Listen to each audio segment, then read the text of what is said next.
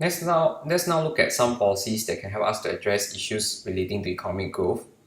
If we have a low or negative growth that is associated with an economic downturn where there is a fall in AD, we can make use of demand management policies. Like for example, we can use expansionary monetary policy, whereby we cut interest rate to encourage greater consumption investment leading to increase in AD. Or we can carry out expansionary fiscal policy where we either increase government expenditure or cut taxes, which also leads to increase in AD. Or we can actually carry out depreciation of the exchange rate where we make exports cheaper, imports more expensive, so X minus M rise, so AD also rise.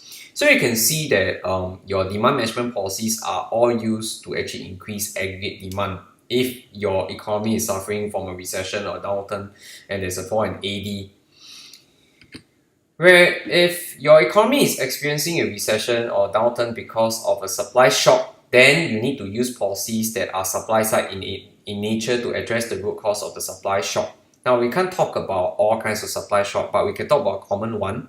Say, for example, if there was an increase in oil prices, you can carry out these various supply side policies. Like one, you can diversify energy sources. Instead of looking at oil, you can look at other energy sources like perhaps you can look at shale.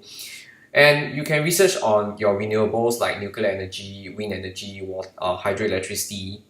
You can try to increase productivity in other areas like labor. So if your raw material prices are going up, you can try to reduce your cost of labor so that you can reduce the cost of production on an overall basis.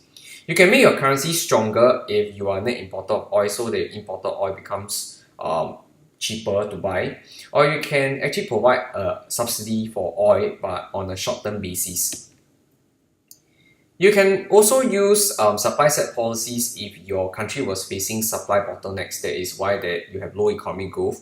So if you're facing supply bottlenecks where your economy is already operating at full employment level, so any increase in AD will not lead to significant increase in economic growth, then you may want to increase the productive capacity of the economy, which can include investment in technology, encourage firms to carry out investment in training and upgrading of skills of the workers so that they can increase labor productivity, or you can encourage investment in research and development so that your productive capacity will increase.